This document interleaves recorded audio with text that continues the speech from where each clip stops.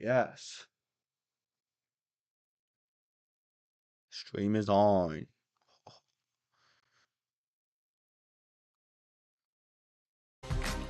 What is broken Britain facing a summer of discontent? The latest union to ballot for industrial action is the Communication Workers Union. Tomorrow, 115,000 postal workers at Royal Mail will vote whether or not to strike over pay, with the result due in mid-July, as well as posties threatening to down their mailbags. The CWU represents 45,000 workers at British Telecom. So if the strike does go ahead, well, good luck to the millions of BT customers trying to get the Wi-Fi to work, bad enough as it is. Well, the ballot follows last week's rail strikes and a planned walkout by British Airways baggage handlers. And joining me now is the General Secretary of the Communication Workers Union, Dave Ward. Dave, thank you for coming in, first of all. Appreciate that very much. I start most interviews with union workers by going straight to your Facebook profile page after Mick Lynch and The Hood went viral. And when I went to yours today, Dave Ward, after a little bit of prompting from you on Twitter, I discovered this. Have we got it? There we are. This is and that is your little joke at my expense, where you said I was taking part in what did you call it? Unofficial walkout. An unofficial Wildcat strike. An unofficial Wildcat strike, which is when I left Good Morning Britain. Now, and they're calling you Wildcat Morgan now. Well, I actually quite like the title, rather like Mick Lynch likes being called The Hood. All I would say about that was, yes, I did walk out in my little bit of industrial Wildcat action, but 10 minutes later, I came back to work. Without a penny pay rise, I went back to my workstation. Now, albeit, I had a little falling out with my employers later in the day and did indeed leave my job. But actually... But that was because he was cancelled for not believing Meghan Markle, not because he's too lazy to work for a certain amount of money. And because somebody was lying about him and lying to his face, and he was tired of him lying about him and lying to his face and just not even progressing within the debate. My strike lasted 10 minutes, and I realised that my strike was going to cause huge disruption and distress to the British public, and so I saw the light and came back. Dave? Well, I mean, what I'd say to that is that the objective of any dispute, when you ballot your members for industrial action, it's always because there's been events that have taken place, negotiations, and you then ballot them. And, you know, we have a right to do that under the law. And the objective is never to have a strike, Piers. You know, I mean, disputes are about settlements, but sometimes if you get the right mandate and you can't go any further with negotiations, and we'll give all of those companies that you're talking about the opportunity to have further negotiations before we serve any notice of strike action. That's if we obviously get the right results, which I'm confident that we will. You know, we want settlements. Well, but here's my problem. And my problem is not with your workers, right? Yeah. Because I thought in the pandemic, the postal workers were magnificent. Fantastic. Magnificent. I speak from personal experience. The guys that were serving me in my neighbourhood, unbelievable. They worked every day through the pandemic. They were working far harder than normal because there were so many more deliveries being made because people were at home in lockdown. So I have great admiration for postal workers. So let's put that on the table, right? And I have nothing wrong, actually, with trades unions or you fighting for your workers. Here's my problem. This country right now, like many countries in the world, in fact every country in the world, is suffering huge economic strife. We know this. We're on the precipice of being tipped into a recession, possibly worse. And right now we have, obviously, the rail strike action, British Airways, now you guys threatening it, London Underground, Ryanair, EasyJet, NHS, teachers, barristers, bus drivers, rail workers, British Airways and so on. Oh my gosh. This is gonna crumble the British economy. Jeez. And it's not like they're paid unfairly. They're paid pretty fairly. What the actual heck? I'm pretty sure they just raised the teachers pay raise by 5% to stop the strike because you need teachers.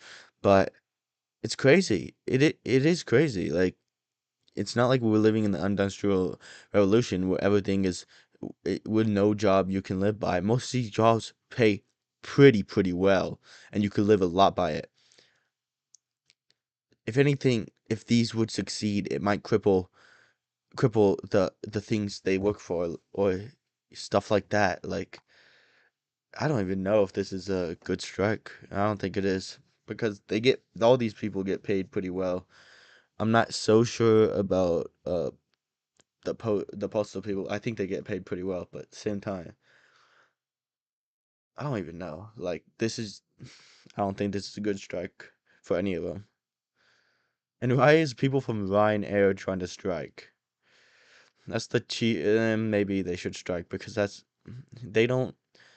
If anything, that's probably why they can be so cheap. Is because they don't have to compete with anybody they don't have to pay too much. Maybe. There's a whole raft now of threats or actual strikes of threats going on. And the consequence of this is that if we're not very careful, we are going to tip ourselves not just into a recession, but potentially another Great Depression. And my question for you as a union leader is, do you care about that? Do you care? I mean, how do you put a premium on individual workers? If it was left to you, given inflation is raging at 11%, would you like every worker in the country to get an 11% pay rise to cover inflation? Look, I think there's a lot of points you've raised there, and let me answer all of them, really. I mean, the first thing I would say is that our message is every worker counts. So, we're not saying we're special, although I agree with you, and I think postal workers will welcome what you said about the contribution they made during the pandemic, because there's no doubt about it, they were fantastic. No doubt. And often overlooked in very difficult circumstances. But there's also, by the way, on they that also point, dealt, can I just say, they were also dealing with, at the same time as the problems with the pandemic, they were dealing with a hell of a lot of change at that time. So every worker counts from where we're sitting. And the background to this dispute, this is not a dispute about affordability. Royal Mail have made, And literally, on the backs of their staff, record profits of £758 million. They chose to pay £400 million to the shareholders, and at the same time as the CEO received a bonus of £140,000, they decided to impose a 2% pay rise on the workforce. That's a big mistake. How much do you get paid? I get paid £107,000. It's a hell of a lot of money. Right. There is a difference. Let me just explain that. I work in a cat can be middling fat or very fat or extremely fat or unfairly fat. No, my point being, I'm not begrudging you what you earn. So let me finish. But are you worth any more or less than a boss of these companies? That's for our members to determine. What do you think? Because, I'm going to tell you the circumstances. We're a democratic organisation. I get elected every 5 years. So it's not a permanent job in that sense. And every year we send out a financial report that's got all the salaries of our officers, and our organisation can debate that every year, and branches, reps and members can come there and change that if they don't think that's right. And I'm sure that, if we have that debate, we'll have to live with whatever So he's trying to say that every job should get paid the same just because the prices go up. But that's not true, because some jobs pay more because they're worth more. It's retarded. The outcome of that is, compare that to some of the people who are the real fat cats, who are on something like 30 or 40 times their workforce in terms of wages. Is that a salary number you gave me? Is that the exact one, or is that after you've deducted tax? Well, it's a salary as I know a salary. What's the total package? That's gross. That's gross. What's your total package? My total package, I don't look at the national insurance. 143,000? It's probably around that if you add pension. 143,000? I mean, here's my point. But we'll add pension contributions. I understand. And national insurance contributions. My salary is £107,000. Right. Your package is 143,000, right? I'm not begrudging What do you ask me the question? Well, because a lot of the union leaders are running around going, these fat cat bosses, and I'm like, a lot of people watching this who are really on the breadline and be like, well, what about you lot? You're all on 140 grand a year. I was a postal worker for many, many years. Right. And I accept completely... What were you earning then? I was probably earning about 20. Well, there you go. So you're earning... Look, I'm not here. So you're earning seven times what you used to as a boss. My point is... Don't try and get away from the central point. Our members can make their judgment on my pay. It's a democratic organisation. Let me just straight again. Let CEOs put up their... This guy's so annoying. He won't even let him speak. Maybe because he knows he'll challenge him too hard. Salaries, and let members vote on that as well. I am not begrudging you your money. I'm just saying, when you spray around the word fat cats, as the union bosses are doing, a lot of them are pretty fat themselves when it comes to salaries. Certainly a lot fatter than their employees. Can I say something? One of the problems, I'm not suggesting by any stretch that I'm facing the same issues that all of our members are on the current cost of living crisis. So he's targeting the bosses over their pay fair, given that you're pretty well paid yourself? No, of course it's fair, because we're not anywhere near in that league. And, you know, these are people who I don't think are growing businesses anymore. I think there was a time many, many years back where people might have argued that a good boss, you know, grows a business and you wouldn't worry too much about what they got. That's not what's happening in the UK today. These are people who are hitting numbers and they don't care what the impact is. How much on their have you work. been offered by Royal Mail? Exactly. Yes, usually bosses get more than the people underworking because they have a higher promotion and a higher job. Maybe the workers' pay should go up when more profits go up, but I'm just stating that it's not as valuable as the boss's job, which is true. So far, they say 5.5%. Let me say what's actually happened. There was a 2% increase that's been imposed. So we rejected. Is it that. true they've offered up to 5.5%? No, what they offered, linked to change, was another 3.5%. Linked to unacceptable change, which we're never going to agree. Okay, but I would say, to you, there are debates to be had about. By the way, they've now agreed. Yeah. When they imposed the 2%, they've now agreed to treat change separately. Okay. And there are separate talks going on about that. But say, for argument's sake, you end up at 4 or 5%, right? Would that be acceptable to you? No, I don't think it would be acceptable at the moment because inflation's running at 11%. Yeah, but here's my point again, Dave. If we accept them sort of pay offers, and that's not on the table, you know, I have to say that our members' pay will be permanently eroded. Right, but here's my problem with this whole issue. Like I said at the start, the first question about all this, if everybody wants a pay rise for their workers in line with inflation, this country goes bust. You accept that, right? No, what I actually think you're saying in that sense is that, you know, do you really expect to get everybody up to that level? Well, that's a matter for negotiation. We're not silly people. We will know what a good deal is at the time. But if everyone is getting big pay rises right now, this country can't afford it. Your point about the country going bust. I think we need to have a proper discussion in this country about the main issue that's at the heart of every injustice you see. And the common denominator is this, is it doesn't matter whether it's the financial crisis in 2008, whether it's the pandemic, whether it's a climate crisis or a cost of living crisis, the rich and the powerful are getting richer and more powerful and working people are paying the price. I don't disagree with you. So what are we going to do about it? Well, we have to do something I think about that is it. I think it's a... And by the way, on the spiral in inflation, I don't think there's enough focus on how these companies, who I know for a fact, two companies there, BT and Royal Mail, put their prices up by about 10% earlier this year when inflation was running at about 5%. And they are creating some of the spiral in inflation. And I'll tell you why, to protect their profit margins and also to feed into some of the salaries. I think you raise a lot of... Look, I think like a lot of the union leaders, Mick Lynch included, I think you're all raising a lot of valid points, right? There's no question. My issue with the problem right now is the country is in an economic meltdown.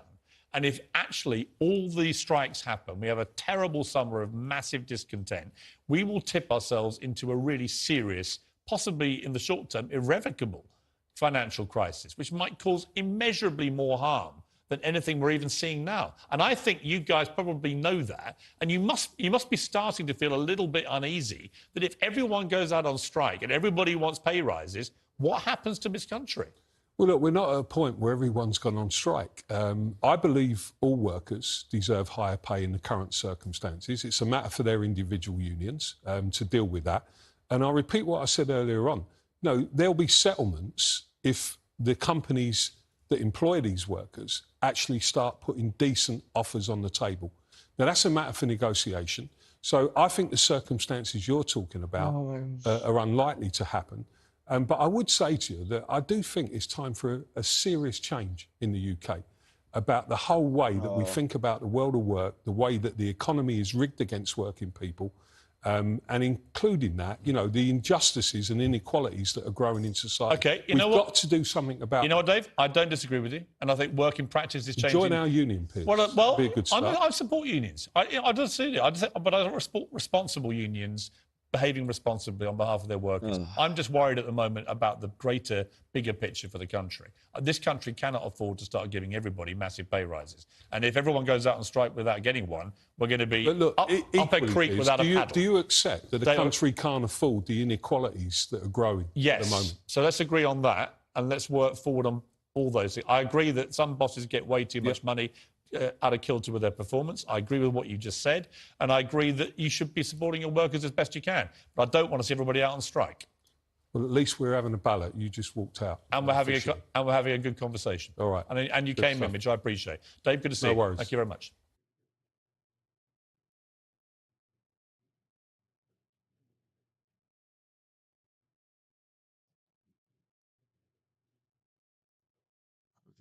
Okay. This scene. Well,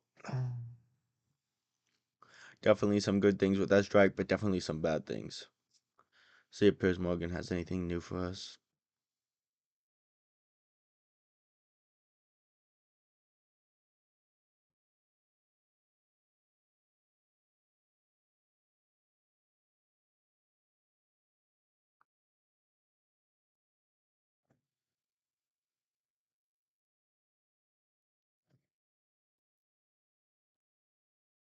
Politics.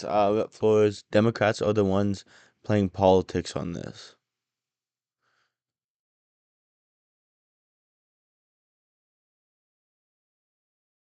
I gotta watch this.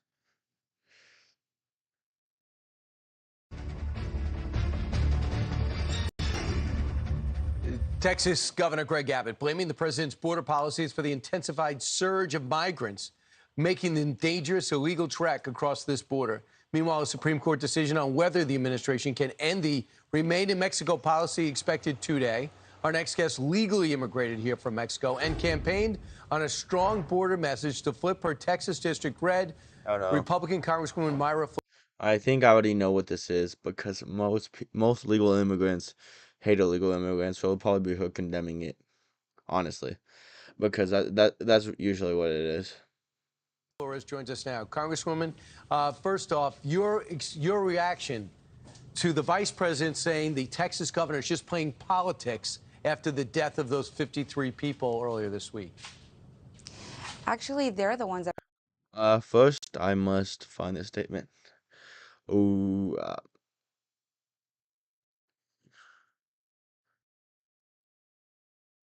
Joe Biden says, Gov of Tech is playing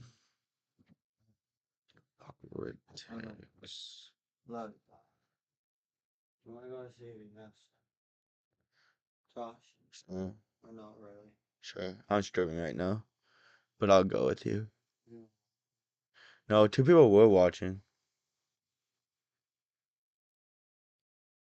See, that's just.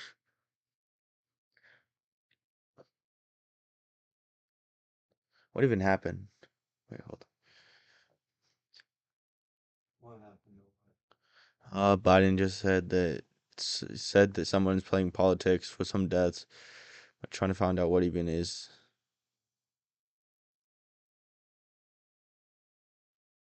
Here it is. These deaths are